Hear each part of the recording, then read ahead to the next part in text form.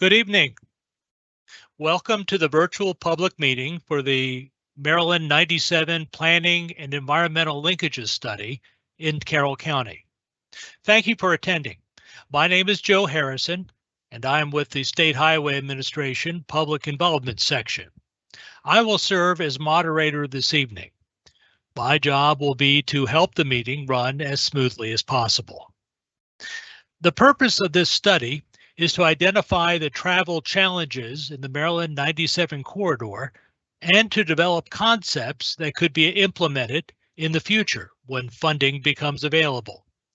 The study team is here tonight to summarize its work to date. We are early in this effort, so getting your feedback now will be helpful. Next slide, please. First, let's go over several housekeeping items. Written questions can be submitted at any time using the Q&A box, and the project team will address them after the presentation. More details on that in a moment. Also, live captions and subtitles are available in both English and Spanish. The current slide shows you how to find these options, and instructions are available in the meeting Q&A box. We also want you to know this meeting is being recorded and will be available for viewing on the Maryland 97 Planning and Environmental Linkages Study portal page on the SHA website. Finally, we do ask that if you are attending the meeting by phone, please remain muted to limit background noise. Next slide. Let's quickly go over tonight's agenda. We'll have brief opening remarks and introductions, and then we'll have a presentation from the team about the study, which we expect will last about 30 minutes. At that point, we'll open it up for written questions that you can submit during the meeting, as well as questions we have already received. We'll talk more about that process in a moment. I would now like to turn it over to Andrew Radcliffe, District Engineer for SHA District 7. Andrew? Thank you, Joe. Good evening. I'm Andrew Radcliffe, District Engineer for District 7 of the State Highway Administration, which covers Carroll, Frederick, and Howard counties. I want to welcome each of you to tonight's Maryland 97 Planning and Environmental Linkages Study virtual public meeting. The purpose of tonight's meeting is to acquaint you with the study, provide definition to a planning and environmental linkages study, and give you the opportunity to ask questions related to the study. At this point, I'd like to welcome any elected officials who join us. I encourage you to enter your name and comments, if any, in the Q&A box so that we can personally welcome you and address your comments promptly when we see them.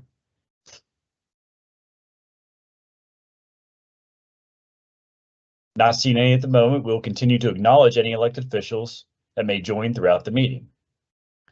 The Planning and Environmental Linkages Study is located in Carroll County along Maryland 97, otherwise known as Littlestown Pike, between Maryland 96, Bachman's Valley Road, and Maryland 140. No one knows the roadway system better than you. The study has access challenges as well as congestion issues during certain times of the day. Our analysis will identify these issues, and as we move forward, conceptual designs will be developed. I'll now turn the meeting over to Ray Morbeck. Thank you, Andrew. Good evening. I am Ray Moravec, Director of the Office of Planning and Preliminary Engineering for the State Highway Administration. I'd like to thank you for joining us this evening.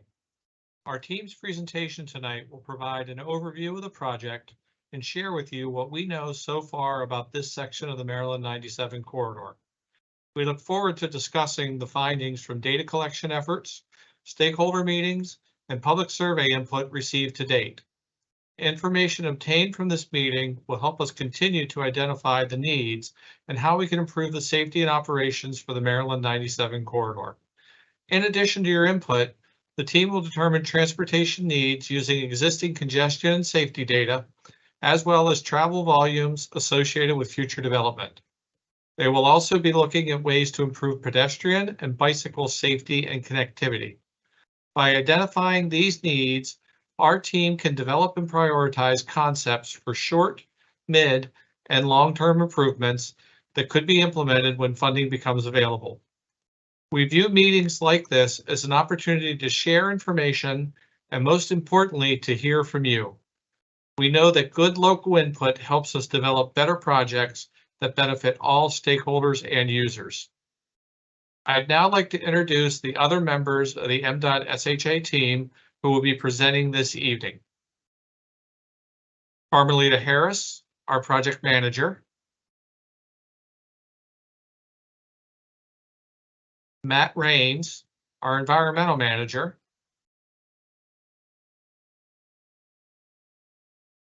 Evan Hirschman, transportation engineer. Hi, everybody. Judith DeVasti, our Title VI manager.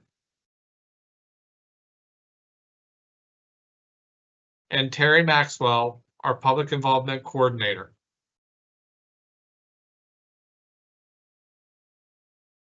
I will now hand the meeting over to our project manager, Carmelita Harris, to begin the project presentation. Carmelita? Thank you, Ray.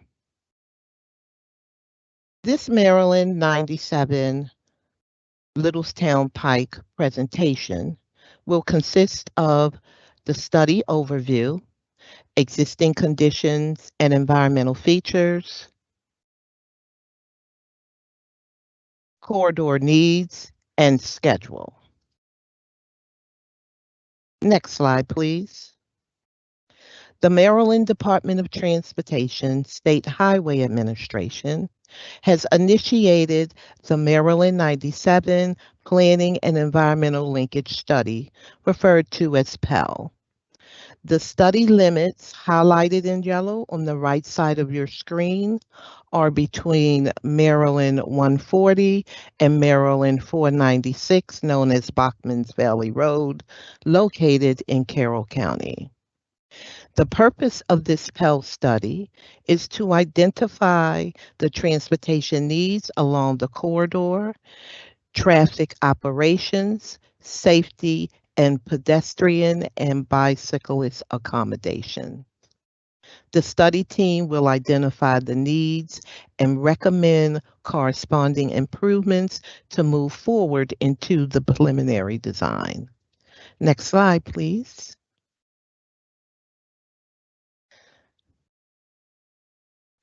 Now the study team has heard and listened to the concerns from the citizens in the area. The study team developed a questionnaire and an online survey. We interviewed representatives from the Westminster Firehouse, Carroll County's Sheriff's Office, and the Baltimore Metropolitan Council. The questionnaires resulted in the top 5 likes and the top 5 dislikes. Some of the top 5 likes are: the roads were well maintained, widening has helped with traffic, and access to gas stations are easier. Some of the top 5 dislikes are: there are road bottlenecks where lanes are narrow, high traffic speeds, and it's difficult making left turns onto Maryland 97, specifically in the Meadow Branch Road area. These are some of the comments received from the questionnaire. Also, there were 240 citizens who completed the online survey. Next slide, please. Now, let's talk about the planning and environmental linkage process and where we are in this process. So, the study team has identified the vision and the goals for this roadway system. We are currently assessing the corridor level needs. We will develop potential improvement concepts, evaluate and screen the concepts, and identify any independent standalone concepts to move forward. Now, the advantages of the process is there is early public stakeholder involvement, there's better communication, This process eliminates the duplication of work and it allows for accelerated project delivery. Next slide, please. Let's talk about the existing conditions. This study is approximately 2.5 miles. It is an undivided roadway system, meaning there are no grass medians or barriers that divide this roadway within the study limits. In various sections, this roadway system is striped to accommodate left turn lane movements. The land use in the area consists of industrial, institutional, residential, agricultural, and commercial, including the Carroll County Regional Airport and McDaniel College. Next slide, please. Again, the study area is highlighted in yellow and is between Maryland 140 and Maryland 496, Bachman's Valley Road, along Maryland 97, Littlestown Pike. I will now turn the presentation over to Matt Raines, the environmental manager, who will discuss the environmental features. Matt? Good evening, everyone. For the purpose of this study, we reviewed the existing environmental features within a 1,500-foot buffer on either side of the roadway. Our investigation revealed a few environmental features within this study area. When assessing the entire project limits, you can see a distinctive change in land use through the corridor.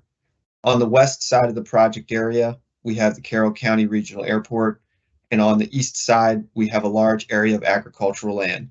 Next slide, please. In the southern section of the study area, we have identified two unnamed streams of the Patapsco River watershed that cross Maryland 97. Additionally, there is a small patch of wetlands and a small forest conservation easement, which are also located in the southern section of the study area. Next slide, please. And now a brief overview of cultural resources. Section 106 of the National Historic Preservation Act requires federal agencies to take into consideration the effects that their actions will have on historic properties. Historic properties will be identified, effects to those properties will be assessed, and potential solutions to address adverse effects will be discussed. SHA will consult with federal, state, and local government agencies, federally recognized tribes, and other consulting parties as appropriate. Next slide, please. We have discovered a few cultural resources existing within the study area. The Slagle Byers House is currently listed on the National Register of Historic Places. The Benjamin Crider United Church of Christ is eligible for the National Register, and so is the Baltimore Reisterstown Turnpike milestone number 31. There is also the potential for archaeological resources to be discovered within the study area, meaning if SHA were to do work outside of the immediate right-of-way, they will need to conduct surveys and consult with the Maryland Historical Trust. Next slide, please. Some of the community resources found within the study area include the Carroll County Regional Airport on the west side of Maryland 97, the Westminster Community Pond, located in the southern part of the study area, and the Air Park Animal Hospital, located near the southern portion of the airport. Additionally, there are 3 places of worship in the study area, including the Hope Chapel, the Benjamin Crider United Church of Christ, and the St. Benjamin's Lutheran Church. And with that, I will turn the presentation over to Evan Hirschman. Thanks, Matt. So looking at the transportation needs of the area, the average daily traffic along this section of roadway varies between 19,200 vehicles and 26,800 vehicles per day, with higher volumes towards the south. By the year 2050, the average daily traffic is projected to grow to be between 24,600 and 34,000 vehicles per day. These heavy volumes lead to slow speeds and significant delays along Maryland 97, particularly during the peak hours. Next slide, please. So speed data was collected on weekdays, on Tuesdays through Thursdays from INRIX, which is a resource that provides probe speed data along public roadways. The posted speed limit along Maryland 97 varies between 40 to 50 miles per hour throughout the study area. The probe speed data shows that average speeds throughout the day are 42 miles per hour, with the lowest being 22 miles per hour southbound during the morning peak period and 19 miles per hour northbound during the evening peak period. Next slide, please. So crash data was reviewed for the 6-year period from 2017 through 2022. Over the 6-year period, there were no fatal crashes, but there were 63 crashes resulting in injury, comprising of 29% of all crashes. The most frequent types of crashes were rear-end crashes, which were 53% of all crashes, angle and left turn crashes, which were 20% of all crashes, and then fixed object crashes, which comprised 11% of all crashes. Next slide, please. We ran traffic operations models of the existing conditions and the projected future 2050 conditions for the peak hours. A measure of effectiveness for these models is called level of service, which is a measure of the average delay of an intersection ranging from A to F, A being the least delay, F being the most delay and congestion. The models show that several intersections currently operate at level service F, indicating heavy delay, particularly at the stop-controlled intersections where there are few gaps in the mainline traffic to allow vehicles to turn to and from the side streets. And in the future, conditions are expected to worsen as volumes increase. Next slide, please. So looking at pedestrian and bicyclist travel, MDOT has developed a rating system for bicycling called Level of Traffic Stress, or LTS. The LTS rating scale ranges from 0 to 5, which reflects the suitability of a particular bicycling audience. A facility with an LTS rating of 0 means the most comfortable bicycle experience, while a higher, so 0 representing something like road separated, shared use paths suitable for bicyclists of all ages and abilities. A higher LTS score indicates higher levels of motorized traffic interaction, which is less inviting for most people. Due to the limited bicycle facilities along the corridor, the LTS is 4. There are some bicycle lanes in the shoulder in some areas, but most of the corridor has no dedicated bicycle facilities. Next slide, please. So there are no sidewalks provided along either side of Maryland 97, and pedestrian signals and crosswalks are only provided at the intersection of Maryland 97 at Airport Drive and Magna Way across the north and east legs only. A dedicated bicycle lane is provided along the shoulder along both directions of Maryland 97 between Airport Drive, Magna Way, and Pleasant Valley Road. But as I said, that is the only dedicated bicycle infrastructure along the corridor. And with that, I'll hand that off to Carmelita Harris. Thank you, Evan. Next slide. Great, thanks. The State Highway Administration encourages safe and responsible driving by all citizens who use our roadway systems.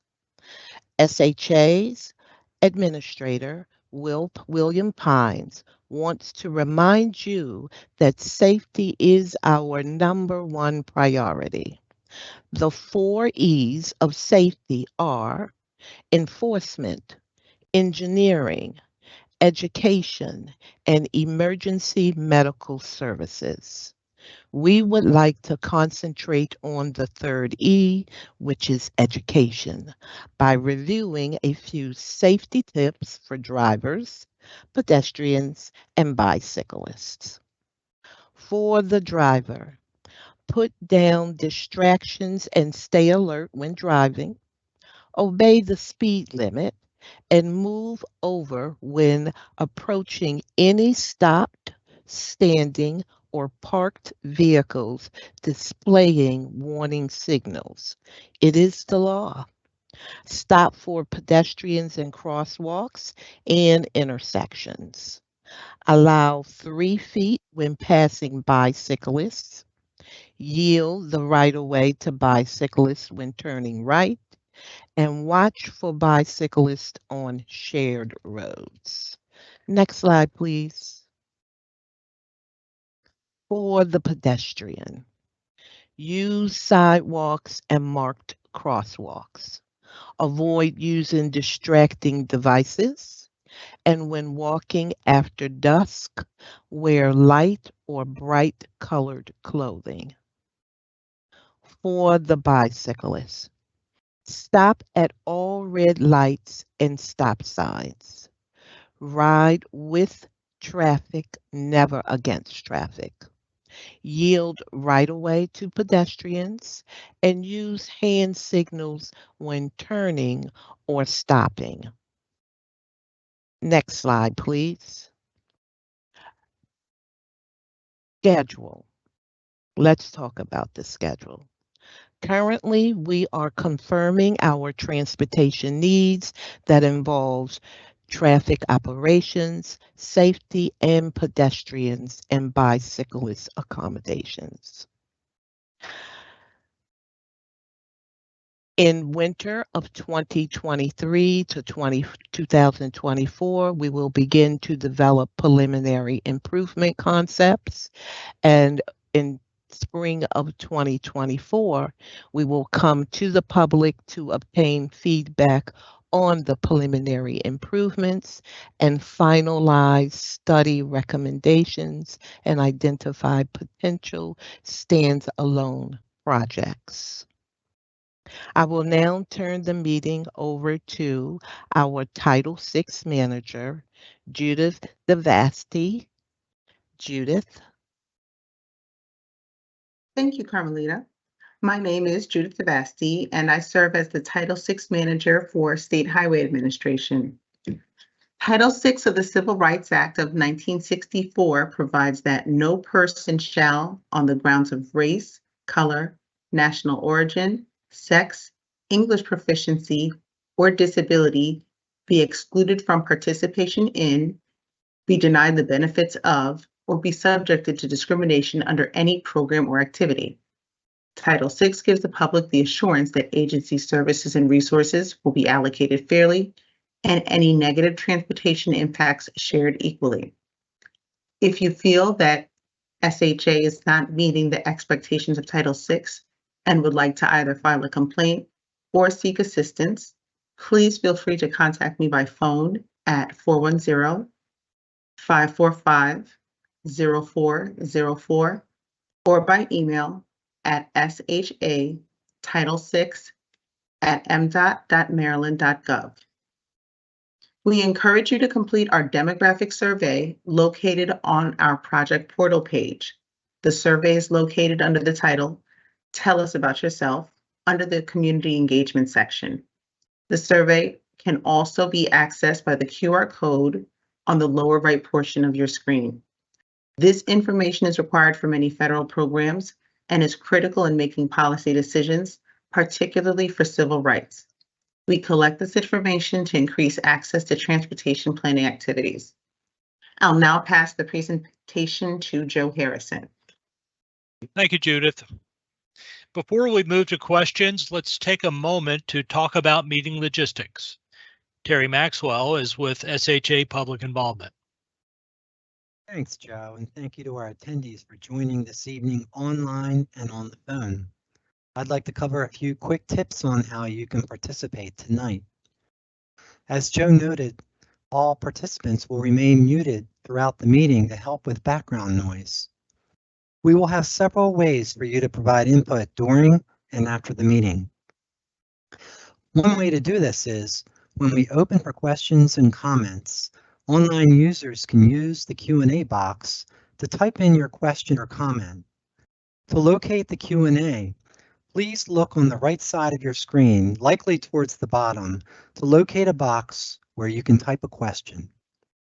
With many attendees tonight, the Q&A box will be helpful in tracking the comments and questions coming in and will help our moderator direct them to our panel of project team members. Users have the choice to post their question or comment anonymously by checking the provided box. You may also find some helpful information posted in the Q&A box, such as the project website or contact information. Next slide, please. Another way to provide input for those using the call-in option only and who do not have access to the Q&A box is to visit the online comment form on our project webpage after the meeting so we can make sure we receive your comments and concerns as well. To get to the online comment form, go to roads.maryland.gov, spelled out, and click on Projects to access the Maryland 97 Planning and Environmental Linkages Study listed under District 7, Carroll County, in M.SHA's project portal. We will share this comment form location information again throughout the meeting. So thank you, and at this point, I'll turn it back over to Joe. Thanks, Terry. We promise to end the meeting no later than 7:30 tonight. If we run out of project-related questions or discussion, we may conclude sooner. We'd like to thank everyone who participated in the survey that Carmelita mentioned earlier.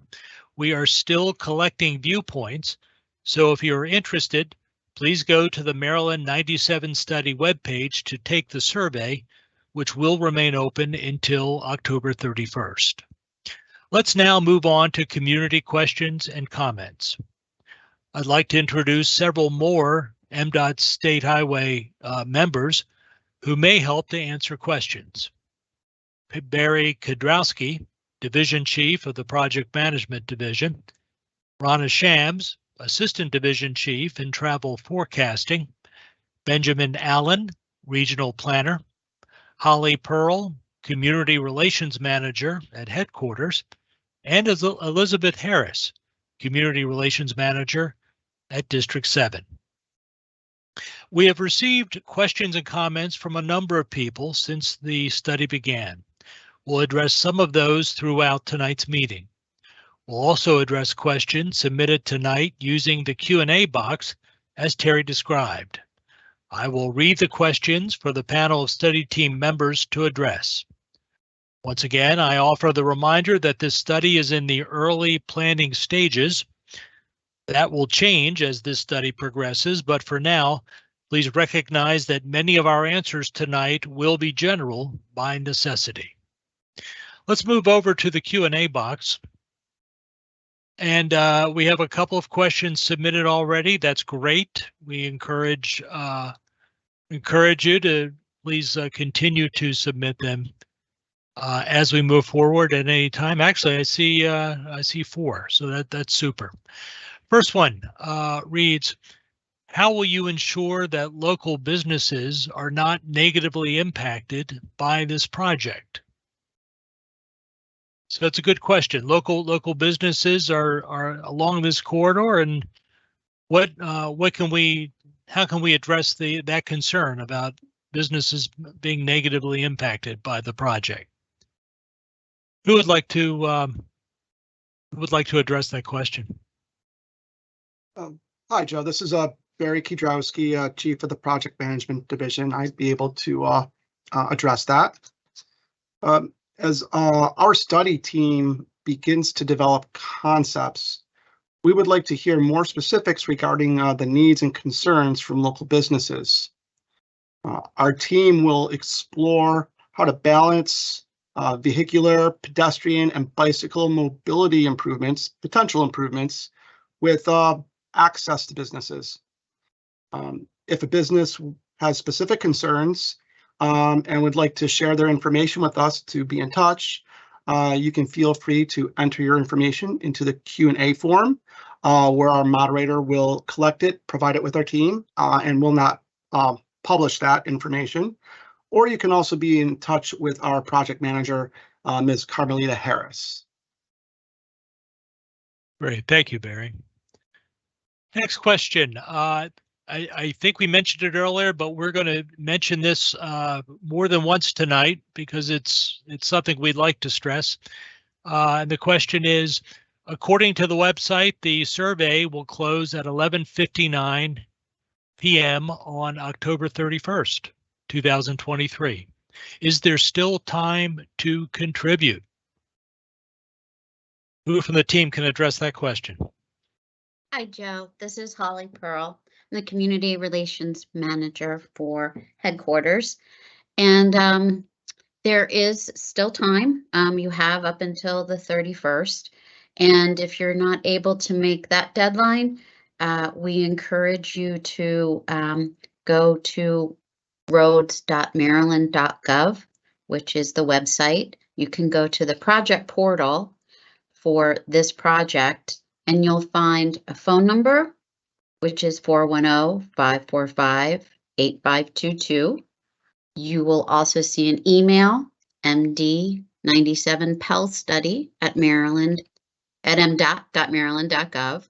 And you can also reach out to Carmelita Harris, who is the project manager, or myself. Our information is up on that website. So we're happy to hear what you have to say. Thank you. Thank you. Appreciate that, Holly. Mm-hmm. Next question has to do with Title VI, which we briefly touched upon, but this will be an opportunity to elaborate. The question is, how does M.SHA ensure that its programs and activities do not discriminate based on Title VI requirements? How often do projects like this receive complaints? And can you give examples of the types of complaints received? Judith, I'll I'm take assuming. that one, Drew. Thank you. Thanks for the question. So SHA publishes a Title VI implementation plan that includes federal guidelines. This is published yearly to provide the public information on State Highway Administration's processes and procedures for preventing discrimination in all programs and activities. This includes participating in meetings like this to ensure that all participants and residents have equal access to information. As far as Title VI complaints go, I can better address those if reached out to directly. I'll spell out my email address in case I would need to be contacted. That email is title6@sha.m.gov. It's TITLES@MDOT.MARYLAND.gov. Thank you. Thank you, Judith. Next question. I'll read it as it's written, and it sounds like it may have to do with construction. So I'm wondering if someone from the district may be able to address this. And it reads, related to this work and the duration of the effort. I'm assuming now we're talking about construction, or perhaps we're talking about the planning. If you could ask any favor from Westminster residents, what would it be? How can we help? And if to the attendee who wrote that, if I mischaracterized or read into this wrongly, please clarify, follow up in the Q&A box. But in general, what can we say at this point? We're still very early in planning, but is there anything we can discuss in terms of construction, even at this early stage? Hey, Joe, this is Andrew. Once again, District Engineer for District 7. Thanks for the question, Tyler. As far as the effort now, I mean, just being here tonight is a big help. Continue to provide feedback as we go through this planning phase.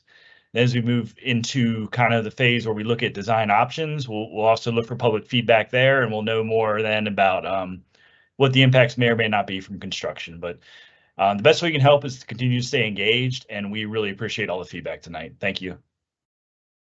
Great. Thank you very Joe? much. Yeah, please. Hi, this is Holly. I just wanted to add one thing to what Andrew was saying. If you could share the information with your networks, that would be great too, so that we can get input from as many people as possible. If they weren't available to be with us this evening, there's multiple ways that they can give input as we move forward. Good point. Thank you. Next question has to do with noise, traffic noise. Is there any consideration for traffic noise pollution? Is there any consideration for traffic noise pollution mitigation for homes and businesses in the corridor? How is traffic noise being treated in this study or in general? Who can address that? Hi, Joe. It's Barry Kiedrowski again from the Project Management Division. Right now, we don't know whether or not there will be any noise barriers or where they would be. This PEL study will look at some preliminary factors to see where there might be potential noise-sensitive areas. However, full analysis would be done as specific projects in the corridor would move forward towards a preliminary design phase once funding would be received. However, the typical factors that are usually included in evaluating noise include evaluating what the anticipated noise levels would be, the feasibility of providing potential noise abatement, and determining how reasonable it is from a cost perspective to provide it. Okay, thank you, Barry. Next question. Will Crider's Church Road at Littlestown Pike be closed as proposed years ago? And will a traffic light be installed at New Meadow Branch and Littlestown Pike, synced with Commerce Way? So, yeah, I can okay, go ahead, Evan. I'm sorry. Yes, yes, Evan Hirschman, Travel Forecasting Analysis Division. Yeah, as we're beginning to develop or look into and evaluate some of the potential improvement options, one of the potential options is to signalize intersections such as Meadow Branch, and to allow traffic to in some of the other cross streets to access Meadow Branch Road to access the signal there. So that's one potential solution that we are looking at. Okay, thank you, Evan. Next question has to do with bicyclists. And the question reads, bicyclists do not pay road tax. Why are you catering to them? So it's a good question. Bicyclists, bicycle access, bicycle mobility is part of the study or part of the consideration. Let's talk a little bit about that. Bicyclists on state roads. Joe, this is Ray from the Office of Planning and Preliminary Engineering. I can speak to that one. First and foremost, from the administration side, safety is our top priority, and it's safety for all users. So as part of all of our projects, we look at all the users that would be using the facility. That includes bicyclists, pedestrians, as well as the motorists and other types of mobility. So we'll make sure, they're accommodated safely, and will be considered as part of the concepts developed. Great, thank you, Ray. Next question. Will there be wide shoulders in addition to new traffic lanes throughout? That's a good question. What about what's the team's thinking, or is it too early to be talking about those kind of details? I can answer that question. This is Carmelita Harris. Since we are very early in this process and have not started developing concepts, we will ensure that your comments will be included. It is a good comment in terms of shoulders and widening. And as we move forward, then we will consider that. Okay, thank you, Carmen. A similar question. but in this case about center left turn lanes. And the question is, will there be center left turn lanes where appropriate / needed? Hi, Evan Hirschman again, Travel Forecasting Analysis Division. Yeah, that's another one of the potential solutions that we're looking at. Center left turn lanes can, provide safer and easier access to the side streets. It's also, in lieu of, say, greater widening of 2 travel lanes in each direction, a center left turn lane, depending on the location and the characteristics of that location, can be like a lower impact solution compared to some of the other alternatives. Okay, thank you, Evan. Hey, Joe, if I could add one thing to that. Sure. Well, I do want to encourage, I really want to thank those who are participating tonight. And one of the things we would really like to encourage is feel free to put in the comments here or the Q&A specific locations where you'd like to see things happen, whether it's a left turn lane or no left turn lane. That's some of the feedback we'd like to get early on as we start looking at these concepts and getting that input from meetings like tonight, as well as the survey and our interviews. Yeah, great point. Another question about noise. And noise pollution is a major issue for businesses and residents. And then the question continues, can we ban engine braking on this corridor? So that's a good question. We've heard that before. Engine braking, is that something that can be banned along Maryland 97? Hi, Joe. This is Barry Kiedrowski again from Project Management Division. As far as noise pollution, I mentioned earlier in the Q&A session there that we evaluate the project for potential noise abatement. Engine braking is a little bit different. This is something that we would have to take a look at and evaluate with our traffic operations engineers to see what is occurring in this area. So it's something that we will take back with our study team and work with the operations folks within SHA. Okay, thank you, Barry. Next question, I wanted to take a moment to thank you for hosting tonight's informative session. It's a rather long comment, which we appreciate. The kind words about the team's effort to engage the public, and it finishes with, I look forward to hearing more about the project in the future. And that's really music to our ears. We are really thankful that all of you are here tonight and participating and giving us this kind of feedback, which it really does help the team. And I'm saying that in addition to everything we've heard from online. We've gotten a lot of good input online as well. Okay, next question. How will you ensure that there are no negative impacts to the farmland within the project area? So a question about the farmland along Maryland 97 and potential impacts there. Hey, Joe, I can take that one. Yep. This is Matt Raines, the environmental manager. So preserving agricultural land and aesthetic value, those are important factors that we take into consideration as a part of PEL studies like this and as a part of the NEPA process overall. So as our concept moves forward, we'll develop a set of alternatives that seek to minimize any impacts to resources like agricultural land. Okay.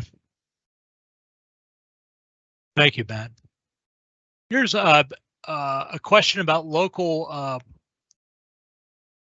circulation, local traffic flows. So this may be a district question, perhaps. Can Augusta Road at College View, and we're referencing specifically Route 140 West, can that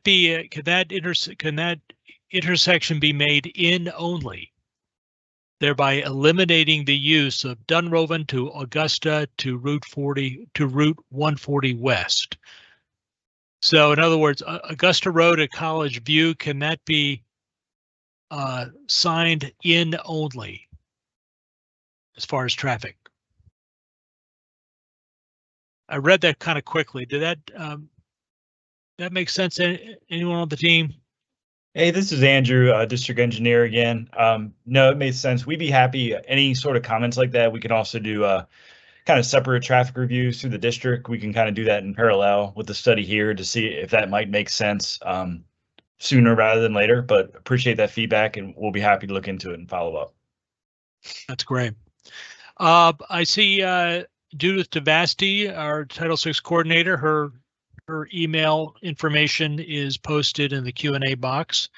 So if you'd like to follow up with Judith, she'd love to hear from you. Please please feel free to contact her at that email. We're doing well. A lot of good questions so far.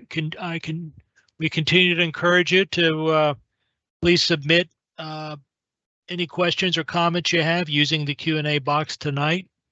We appreciate all this very much.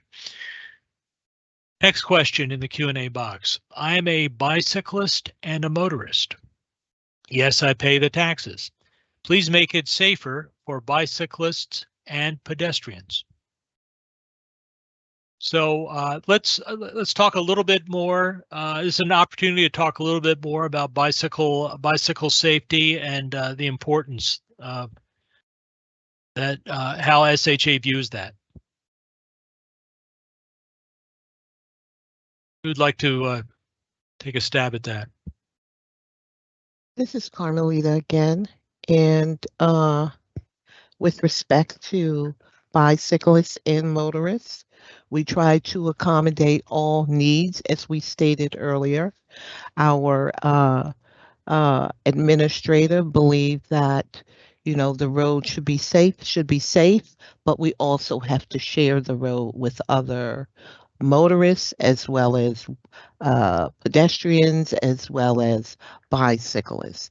For this project, these are the types of improvements that we will be looking at to see how we can accommodate the bicyclist, the motorist, as well as the pedestrian.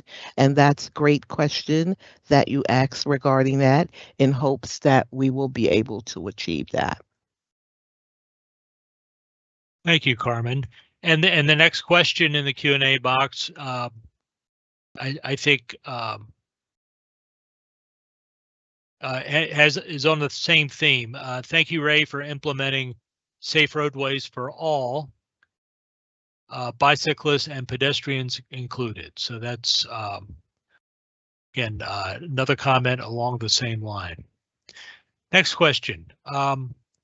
I would love for areas where right turn lanes eat into the shoulder to be mitigated. As a pedestrian, I do not feel safe in these areas.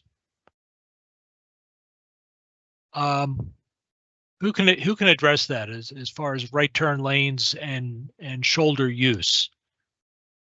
Joe, this is Barry Kiedrowski, Project Management Division. I can answer this. Actually, it's more of an appreciation for a comment like this.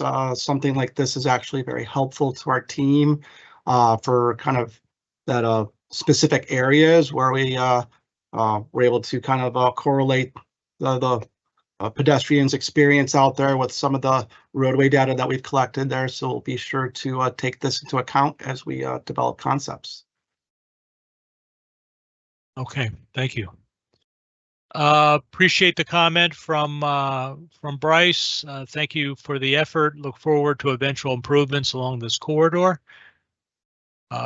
Message received. Appreciate it. Next question. At Meadow Branch and 97, is a circle something that may be considered to keep the flow of traffic? Or I'm sorry, I messed that up. Let me try that again. At Meadow Branch and 97, is a circle something that may be considered to keep the flow of traffic moving, but also ease the ability to go north on 97 from Meadow Branch, in addition to turning left from 97 onto Meadow Branch. So the question has to do with Meadow Branch and 97, and what about the possibility of a traffic circle or a roundabout? Oh, sure. This is Evan Hirschman again, from Travel Forecasting Analysis Division. Yeah, thank you for that suggestion. It's definitely something we will consider. We're looking at all possible solutions, improvements in the area. Roundabouts certainly have some advantages and disadvantages. They generally work well when there's more balanced volumes between the main line and side street, but can also work sometimes when the main line volumes are higher, safer for left turns. So it is something that we can, we will look into as we're considering the different potential solutions in that area. I know earlier, I think someone mentioned a signal as well. So we'll look at the different possible alternatives and compare them, try to find the best improvement for that area. Thank you. Yeah, and again, these kind of comments are really helpful for the team. So that's very useful. Next question in the Q&A box, and again, I'm encourage folks to, if you have a question or comment, please go ahead and submit it. You can submit it now, and we'll get to them as soon as we can. Next question: how will the study impact residents north of Bachman's Valley Road? Will the study ever expand? So as far as north of Bachman Valley Road, what can residents up there expect? Joe, this is Ray. I can take that question. Yep. Well, right now, the project's currently funded for the limits that we're talking about from Bachman's Valley Road to Maryland 140, and that's really based off of the traffic data and information we see as the greatest needs, looking from the traffic congestion as well as the crash and other data for the corridor, as well as comments received from the county and others.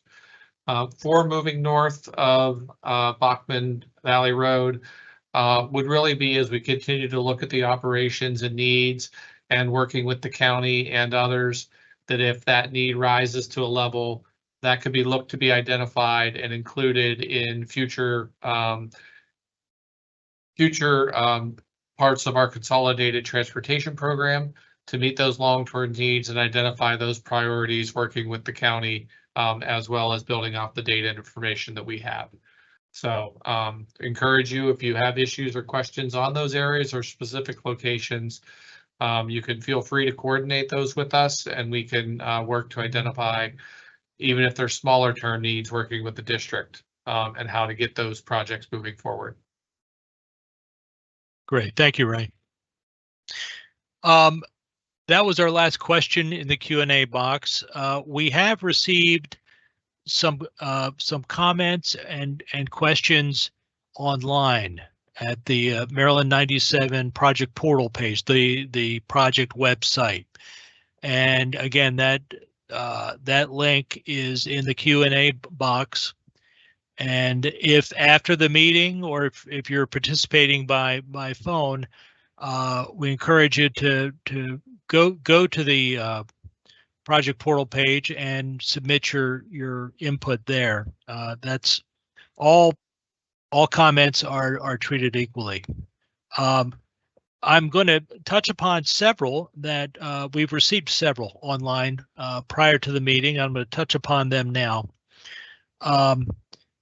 And the first one reads, I live near Crider's Church Road, and I'm concerned about how any changes made to the road system will affect my home and property. And I'm sure that's a concern that many property owners along Maryland 97 share. So how can what can we say to property owners along Maryland 97 regarding any potential impacts, and just keeping them perhaps plugged in to what's going on? Sure, Joe, this is Barry Kietrowski again from Project Management. Currently, our team is in the very early process for conducting this PEL study, and impacts to properties have not yet been determined. If there is, a specific concern that you have about your property, or you would like to contact a team member there, I would encourage you very much, just like we offered to the business owners, that feel free to place your information in the Q&A portion for our moderator to collect and distribute to our team members, or feel free to also contact our manager, Carmelita Harris. Thank you. Next question that we received online. It was a long one, so there were two main points. I'm going to address them separately so that the team is able to respond. And the first point, I'll read it. We are losing all of our valuable farm and agricultural land to construction projects like this, and to putting in storage facilities, etc., all over the town. This is one of the last pretty stretches of road that you can actually enjoy the scenery. So that's good comment about concern about development and the adverse impact to farm and agricultural land and natural scenery in general. With studies like this and moving forward, let's address that. How does State Highway view that and take those issues into consideration? Hey, Joe, this is Matt Rains. I can take that. Yep. So I think we had a similar question like this in the Q&A earlier. But essentially, resources like agricultural land, as well as land that has aesthetic value, those are all factors that we definitely take into consideration as part of PEL studies like this, and as part of the NEPA process. We'll develop alternatives to basically mitigate and minimize any impacts to resources like that as we develop our concepts. Okay.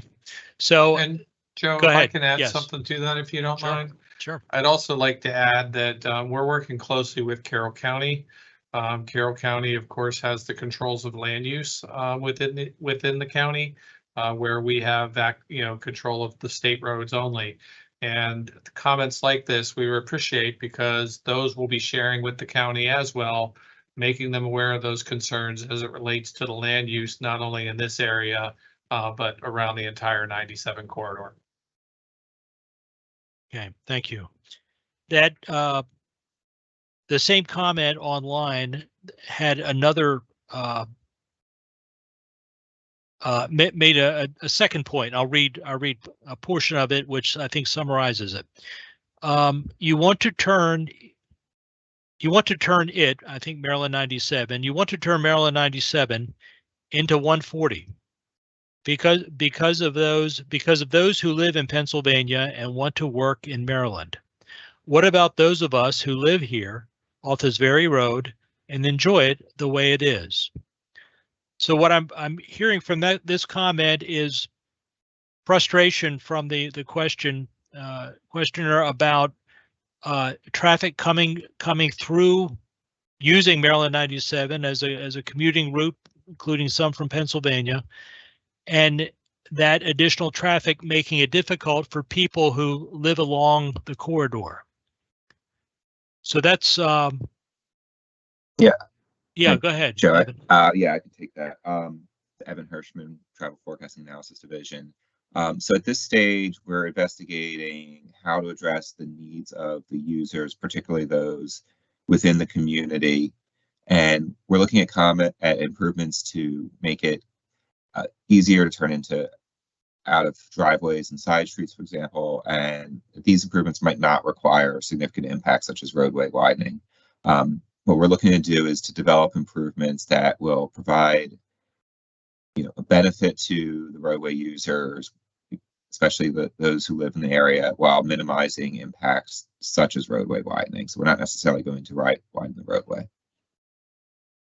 Okay, thank you, Evan. The another question we received on the project webpage. It's a long one, and it relates to bicycle travel, and it mirrors some of the things we've heard earlier. But the person mentions that I drive the stretch from 97 to the airport park and notice a lot of people, a lot of pedestrians, bicyclists, and people riding scooters on the shoulders of the road because there are no sidewalks or bike lanes for these individuals. So there's encouragement to pay attention to that and to improve that condition. And the person goes on to say that if it felt safer, they would commute to my place of employment along this very section. However, I would only do so if provided with a protected bike lane. A painted bicycle lane on the shoulder of a multi-lane road will not ensure my safety. So the question there has to do with a protected bike lane, which I believe would mean a bike lane with some sort of physical barrier. So that in particular, what about looking at improving safety, and what especially along the lower part of the corridor, and the suggestion of a protected bike lane? Who can talk about that? Joe, I can take that. That's Carmelita Harris, Project Management Division. Okay. Excuse me. The team is considering pedestrian and bicycle needs along this corridor as part of the concept development. How can I say this? From this meeting, we are encouraged when we hear comments such as this to realize what the real concerns are. And this comment definitely is a concern. And as we move forward into the design stage or the concept development stage, this is one of these comments that will be considered, and how that comes about will depend on, the design of the roadway, the traffic, and things of that nature. So pedestrians, scooters, vehicles are absolutely a part of the concept development. And we appreciate your input. Thank you, Carmelita. That was the last question that we received online. And again, this is on the project portal page under Carroll County. And there's a comment, a comment box, and these were typed in to the comment box, and the study team monitors this and uses the input.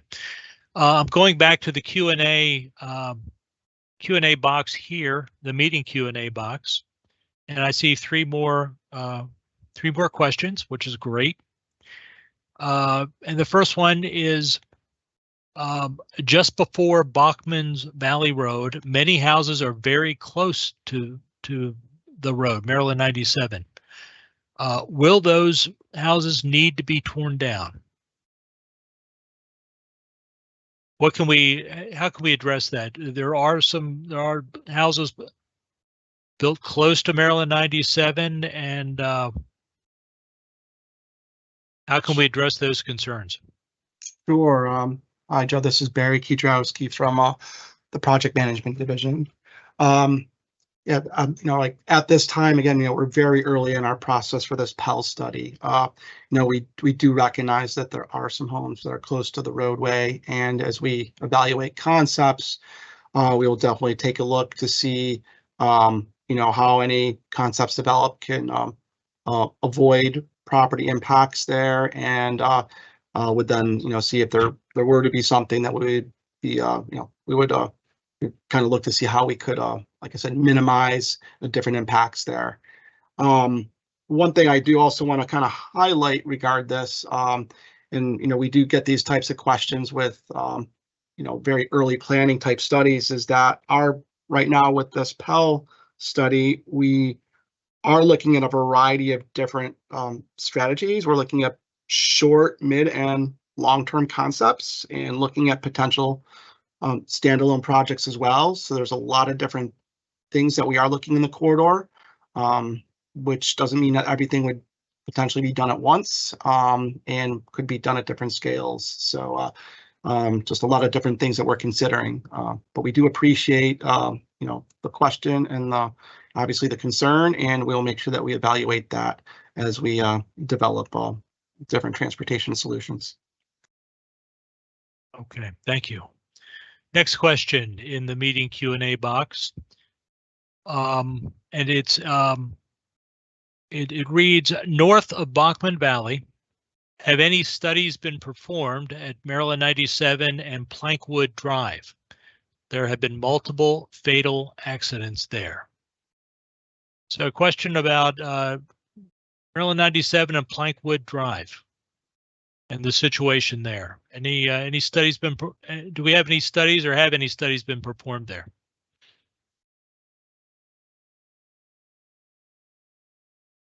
Joe, this is Andrew, District 7. I'm not immediately sure of any studies that we have performed there, but that is something I will go back and check with my staff.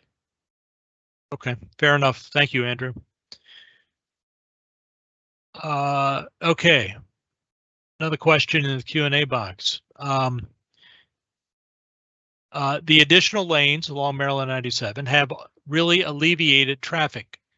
The additional light by Royal Farms slowed it down again. Are there plans for more businesses along the road to necessitate more traffic lights? Hey, I think Andrew and I will take this. Evan Hirschman again from Travel Forecasting and Analysis Division. So as we're looking into potential improvements, one of the things we will consider is if we need to, if additional traffic signals will provide a benefit.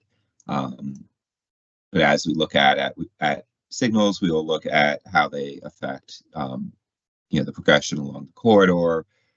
Will it create too much delay for the main line? And then, that will be taken into consideration when we're deciding whether or not to consider an additional signal, as well as looking at timing improvements to try to, where the signals do exist already to, reduce any of the stop and go that you would have with the signals by improving the signal timings or signal phasings, as well as coordination between signals. Okay, thank you, Evan. Last question in the Q&A box currently. Grateful to the team for considering pedestrians and bicyclists.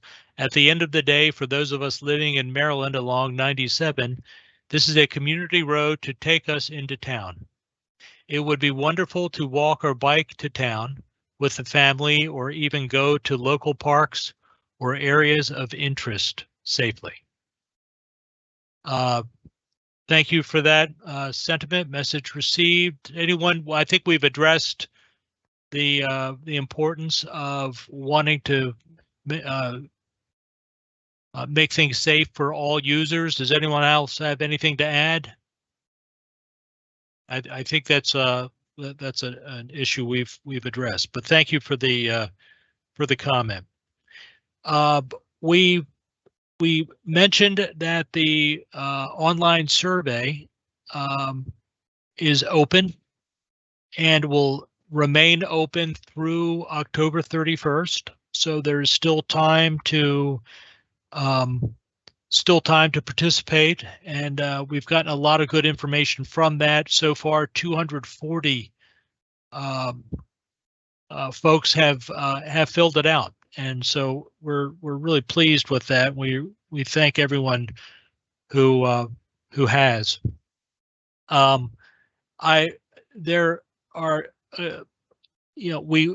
Carmelita went over we try to group them by positive. How did people view Maryland 97 and try to pick out some of the top things they viewed positively and some of the top dislikes, some of the things that were problems. I'm going to touch upon several of the problems that were cited in the survey, and let the team just comment in whatever fashion they can. So the first one has to do with congestion. What can you do about congestion and backups during the morning commute going southbound and afternoon commute going northbound? What, if anything, can we say about that comment?